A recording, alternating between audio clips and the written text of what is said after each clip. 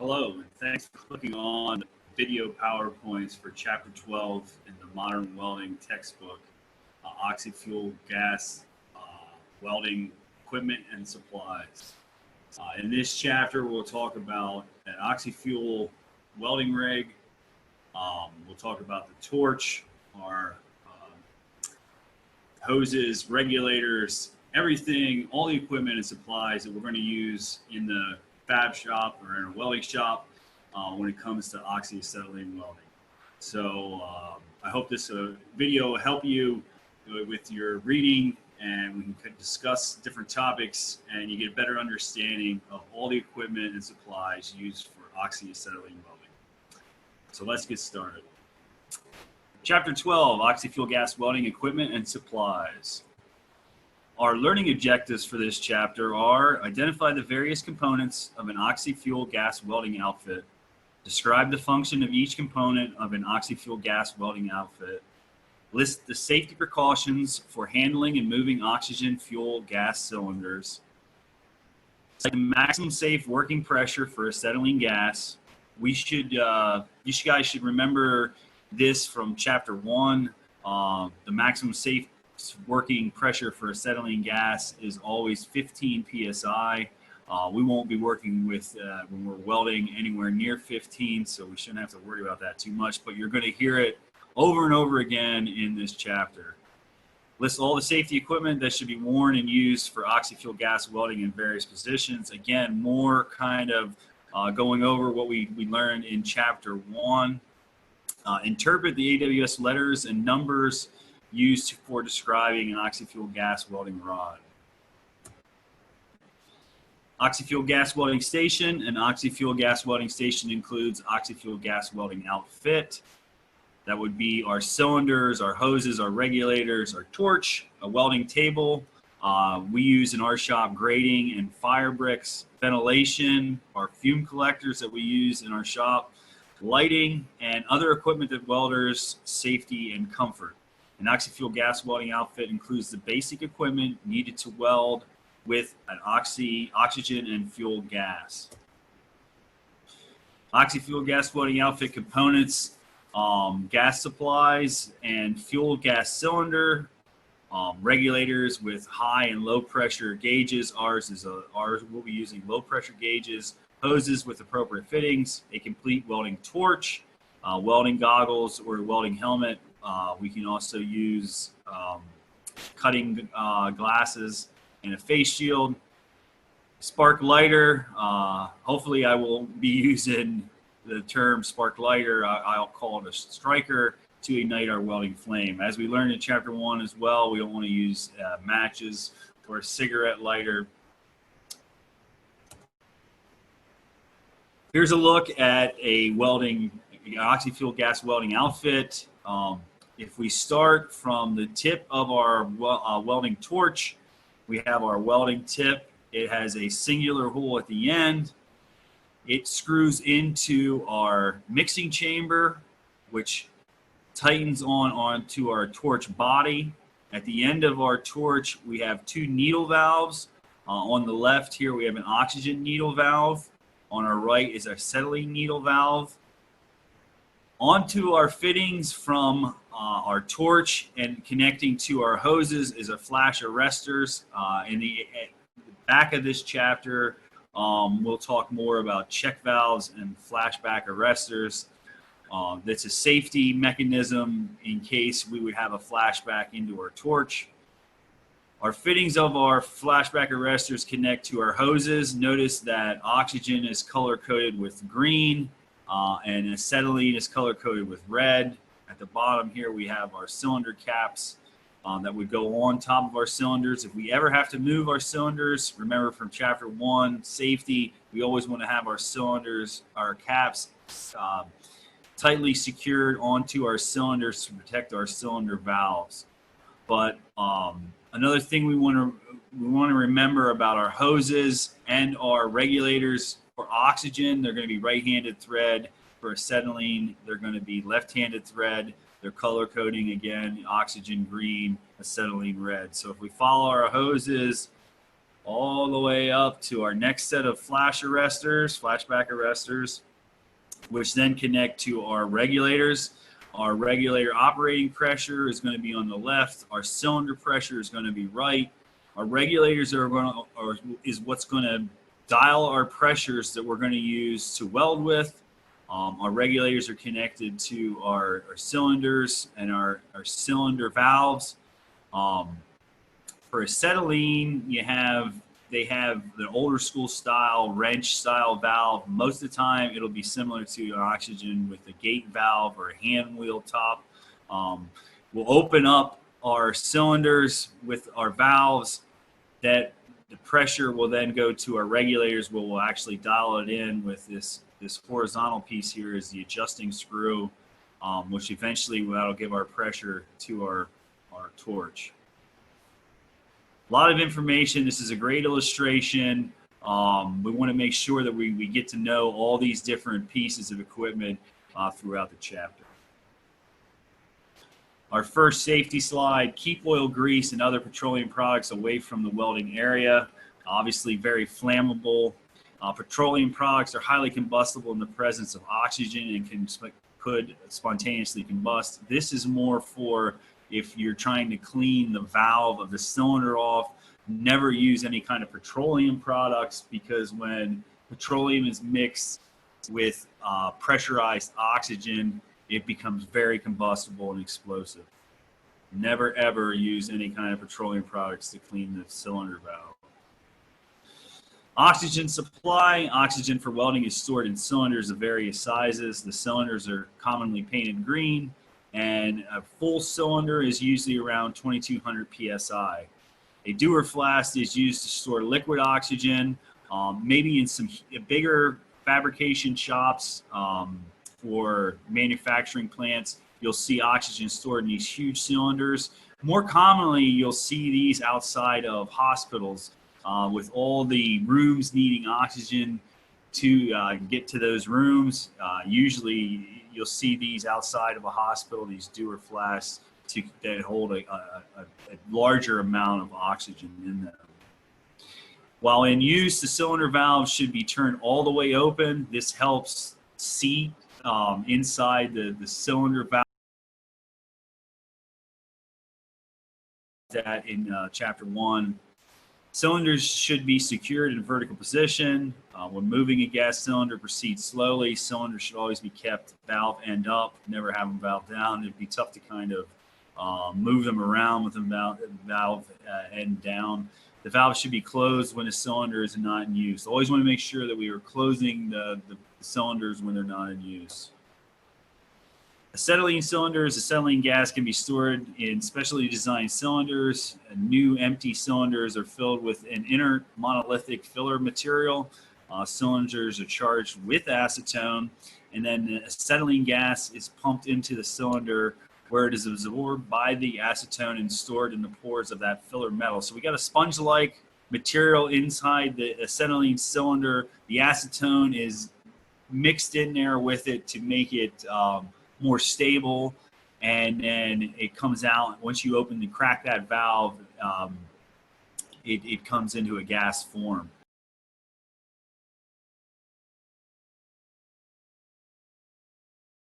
Acetylene cylinder valves may have a hand wheel or square shank. We talked a little bit about that. I call them a gate valve, but a hand wheel, same principle.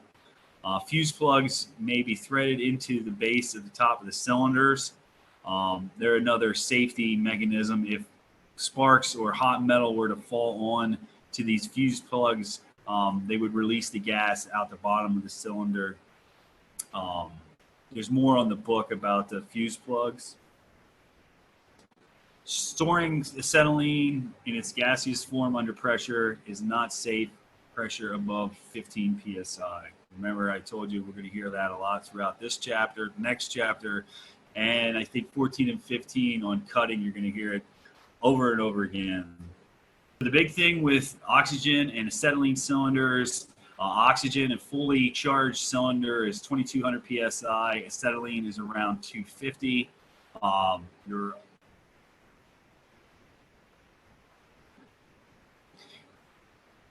When you're opening the cylinders, oxygen, you want to have them open all the way, and acetylene, you only want to have them open a quarter turn. When you're done welding or cutting at the end of the night, you always want to make sure you're shutting off your cylinders, bleeding your regulator and hoses so that all the gas is out of each piece of equipment. In a cylinder is determined by weight, not pressure. Acetylene cylinders should be stored and used upright. Acetylene cylinders come in a variety of sizes. The smaller sizes would be for like your HVAC use. They're easy. They're a lot more portable. Allowing too much acetylene flow can be dangerous. A pressure drop could occur that might cause a flashback.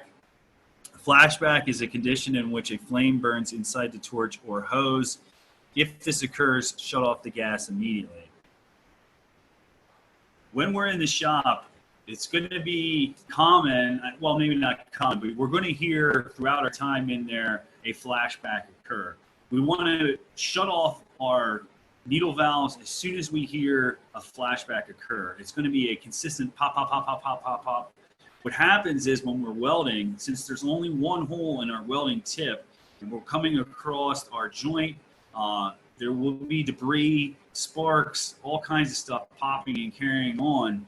If any of that were to obstruct the end of our hole at our welding tip, you're going to have a gas flow problem with any kind of debris there. So when that happens, that flame wants to suck back through our welding tip. So you're going to hear pop, pop, pop, pop. We want to not get nervous, shut off our needle valves. If in the whole situation we do become nervous, we kind of forget what's going on, we don't want to, it's a hectic situation.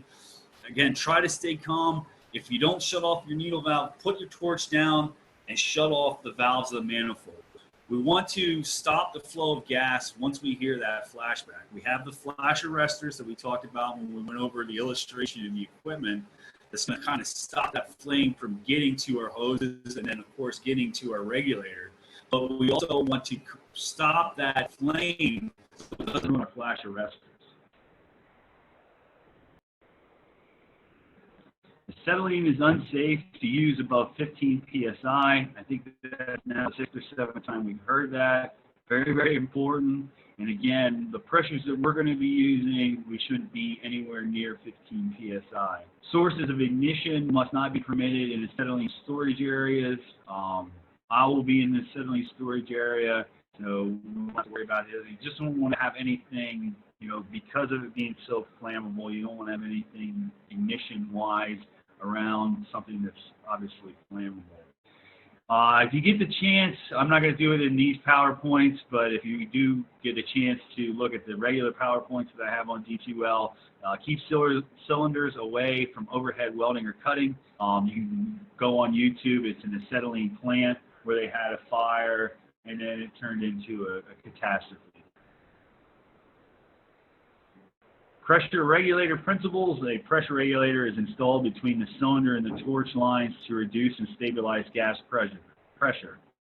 Most regulators have two gauges. A high pressure gauge shows the cylinder pressure, and then a low pressure gauge shows the working pressure. So basically what happens here is when we turn on our cylinder or our manifold system, so we have gas now coming from our cylinder to our regulator, we're going to use the adjusting screw on the regulator to dial in our pressure. We keep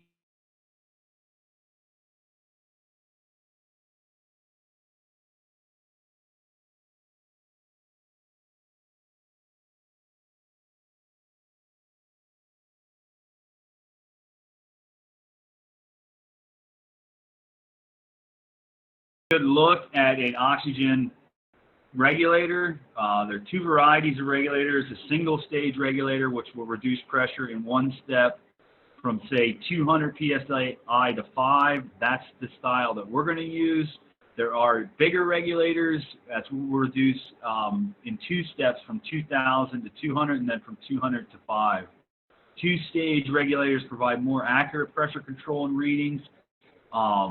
You'll see them, in various different situations. Again, what we're going to be using, though, is the single-stage regulators because our pressures aren't so high. The big thing, again, to remember about regulators, working pressure. So if we need 3 psi to weld with for our oxygen, we want to dial it in with this gauge. And then if we want to find out how much pressure we have left in the cylinder, it's going to be on this gauge in the right. I talked about the adjusting screw. It's this knob here. When we want to increase our pressure, our working pressure here on the left, we want to screw that in, kind of clockwise motion. At the end of the night, when we want to relieve or bleed the gas out of our hoses and our regulator, we're going to turn this counterclockwise, kind of loosen it up. This fitting here, it would have a flash arrestor on it, and then our hose connection, and then this fitting here on the right is what connects the regulator to the cylinder itself. The flow of gas from a cylinder stops completely when the adjusting screw on the regulator is turned all the way out. Fuel, gas, and oxygen regulators and gauges must not be interchanged because of fire explosions may result. You want to keep oxygen regulators with oxygen cylinders and acetylene cylinders, or acetylene regulators with acetylene cylinders. Welding hoses. Hoses are built in several layers. For strength, common colors are black, green, and red. I've never seen a black hose, but I don't know why that's common. Red and green, just like for your regulators, just basically for like your cylinders, and just like your hoses. Oxygen is green, and acetylene is red. The hose is specified according to its inside diameter. Double hoses are also available. Special precautions are used when attaching the hoses to the regulators. The nut used to connect to the nipple on the oxygen hose to the torch to the regulator is right-handed thread. Remember how I told you everything oxygen is right-handed thread. And the regulator and hose fittings used for acetylene have left-handed threads and are usually marked ACE. Safety slide. Hoses must be handled carefully to prevent accidents. These must not come in contact with any flame or hot metal. They should not be kinked sharply during welding. Hoses should be protected from falling objects, vehicle, or foot traffic. We just want to make sure when we're in the shop, when we're welding, that we always keep an eye on our hoses. We want to make sure that we don't have any kind of sparks or debris or molten metal near our hoses or even our flames. The hoses in our shop are newer hoses. It's nice that they are newer, but because we don't use them in our space to their full length, sometimes they're a little cumbersome as trying to like bend them and get them to stretch. So just be careful. You want to stay comfortable. In welding, one of the biggest keys to be making good welds and nice looking welds is being comfortable. You want to situate your hose so that you're comfortable at all times. You also want to make sure that it's not out in the aisleways so that people walking back and forth throughout the shop don't have a trip hazard. So hose, taking care of our hoses and getting comfortable is very key in oxyacetylene welding.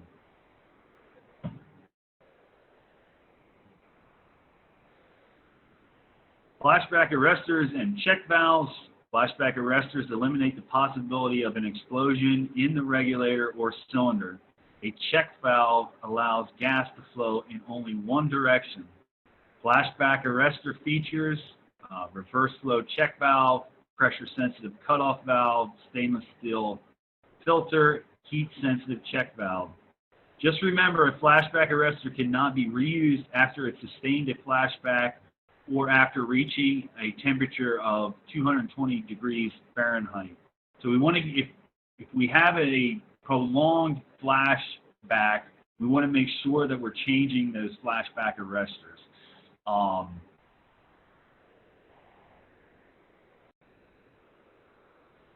Throughout my career, unfortunately, I had two situations where I had molten metal or debris go down onto my hoses while cutting, and it forced both hoses to be cut, the flames to kind of fly out of the hoses. Because I had the flashback arresters and check valves on the equipment, on the regulators, there wasn't a catastrophe. There was no one hurt or injured. We were able to get to the valves, shut them off before there was a serious accident or a serious injury. So we just always want to make sure, we know where our hoses are, make sure that there's not debris or hot metal being onto those hoses. And you always want to make sure before you light your torch that you have the check valves on your torch.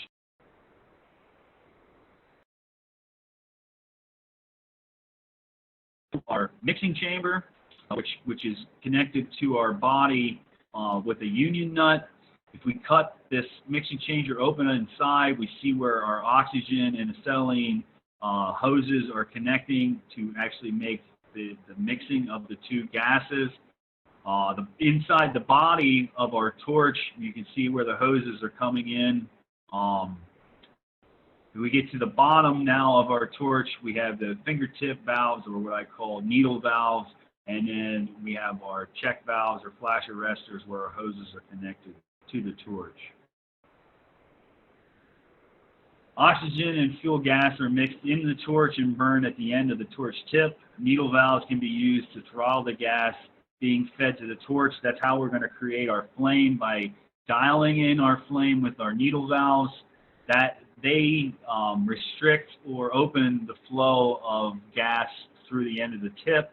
And the mixing chamber is usually located inside the torch body. In that one we showed you, it was actually in the mixing chamber, was in the tip. Welding tips, after the gases are mixed, they are fed through the tube to the welding tip where combustion takes place. That's where we're going to light. We're going to take our striker and strike it here with the gas flowing out the end of the tip. The tip orifice must be the correct size, not only for the thickness of the metal that you're welding, but the filler metal that you're using. Always use tips made from the specific torch on which they are being installed. Welding tip cleaners, the orifice must be kept smooth and clean. Welding tip cleaners have a series of broaching wires. A broach is a tool used to shape a hole. If you look here, these are cylinder broaches, and then the file portion is on the middle section there. It also comes with a flat file for cleaning the bottom edge of your welding tip. A drill bit with the correct size can also be used to clean the tip orifices, welding tip orifices. Oxygen and fuel gas are mixed in the torch and burned at the end of the torch tip. Needle valves can be used to throttle the gas being fed to the torch. Again, the needle valves are what's going to help you dial in your torch flame to make sure you get it to a neutral flame. The mixing chamber is usually located in the torch body. In the torch that we just showed you, it was actually in the torch tip, or connected to the torch tip. Welding tips, after the gases are mixed, they are fed through the tube to the welding tip where combustion takes place. The tip orifice must be the correct size. Always use tips made for the specific torch in which they are to be installed. Welding tip cleaners, the orifice must be kept smooth and clean. Welding tip cleaners have a series of broach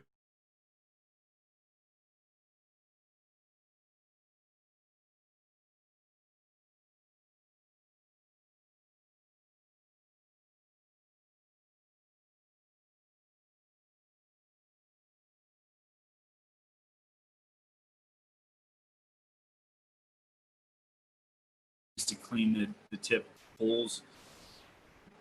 Unfortunately, students, when we first start welding,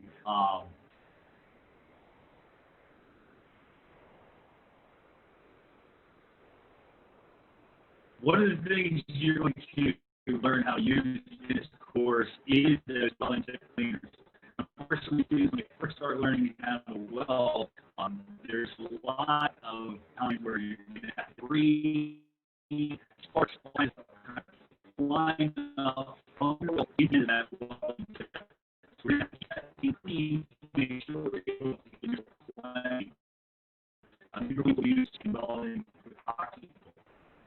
Well, what you want to do is use that flat file. If there's debris on the end of your tip, if you want to make sure your flat file is nice and flat, and make that nice shiny smooth. Then take the broaches and kind of make sure that the hole is perfectly the hole is perfectly circled. You then want to take a broach and make sure the hole is perfectly round. I want to use a smaller size. I always recommend a smaller size broach than the hole itself. I mean, it's not a cannon. We're not trying to plug that broach in there and then hone that hole out. Just want to take it and make sure if there's any debris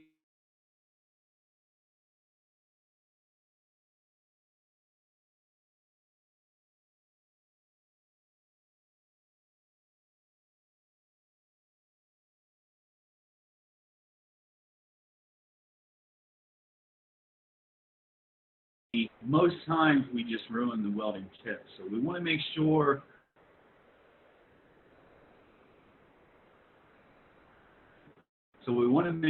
when we get into the shop that, you know, I can come by and kind of show you how I try to clean the tips. We always want to try to err on the side of caution because we don't want to ruin the welding tip shell. But make sure, or I guarantee that by the end of the semester, you're going to know how to clean those tips, and you're going to become very familiar with welding tip cleaners. Welding goggles and protective clothing. Welders must wear suitable goggles or a welding helmet with the proper filter plate. Remember, you can also wear the glasses with a face shield. We always want to make sure our goggles or welding hood is a shade 5. We don't want to be wearing sunglasses in there. We want to make sure that we at least have shade 5 coverage. Filter lenses are made in a variety of shades and intensities. Again, the minimum you want is a shade 5. A clear cover lens is used to protect the filter lenses from metal splatter. This would be another reason why you would want a face shield if you're going to get the glasses, which I do recommend the glasses. They're lighter, they're easier to take on and off than the goggles themselves. And they also protect you from your, any debris coming into your face. Here we take a look at a shade 5 cutting lens face shield, and then you just have your regular safety glasses underneath. When I'm in the shop, you'll see me with safety glasses and then the welding glasses over top. It kind of looks a little ridiculous, but you always want to protect your face. So getting a cutting face shield, I would recommend that. A lot of times you'll see that in many fab shops. It's an easy way, to protect yourself, not only with your eyes, but with your face too. Welders must also wear protective clothing. Hands should be protected with leather gloves that are gauntlet type or have elastic bands. The heavier leather gauntlet gloves, usually guys use those with adding the filler metal. The lighter gloves they use on their torch hand because there is going to be some manipulation you have with the torch. So the heavier leather gloves aren't as easy to use with your torch hand. Jackets should be worn or should be made of leather or a fabric treated for resistance burning, and pants should have no cuffs because the sparks getting caught down in your pant cuffs. You don't want to tuck them into your cowboy boots either. They should be made of fabric treated resistant burning. Again, denim works for your jacket or your pants.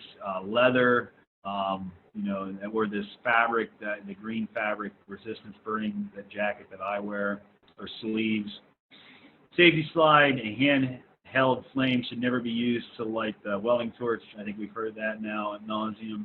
You're not going to use your cigarette lighter, not going to use matches. We're going to use a striker.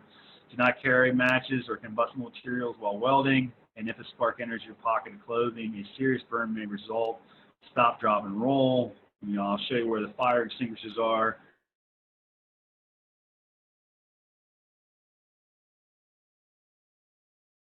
Striker. The combination economizer and lighter has a mechanism through which the oxygen and acetylene are fed before going to the torch. I've never seen one of them, so we're just going to stick to the striker. Oxy-fuel gas welding supplies. Many supplies are needed to perform oxy-fuel gas welding. Welding gases, welding rod, fluxes, fire brick, carbon paste, and form. Fluxes we will not need. carbon paste or forms we will not need. We'll be using welding gases, welding rod, and fire brick. Acetylene is the most commonly used fuel gas for welding. Other gases used include hydrogen, LP, propane or butane, natural gas, and propylene-based fuel gases. This is more for silver soldering. I have used natural gas and LP gas before. Acetylene, it burns hotter, it's easier to light, it's more stable. These two work, LP and natural gas, but they're either hard to light, they don't burn as hot, and they're not as stable to keep the neutral flame. So if, when I use these in the situations, the company, they were just trying to save a couple extra dollars because acetylene is more expensive, but that's what you're paying for. It's hotter, it's easier to work with, and it's easier to light. Welding rods for oxy-fuel welding. The AWS issues specifications for all types of welding rods and electrodes. The ones we're going to be using are G45, which is rod gas 45,000 PSI per square inch. So that's the tensile strength, rod gas, and it's used for carbon steel.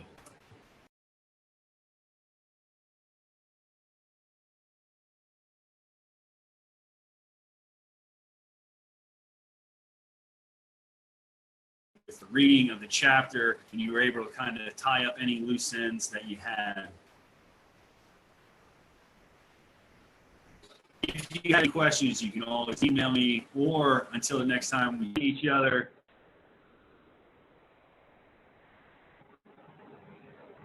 Thanks for clicking on the video PowerPoint for Chapter 12.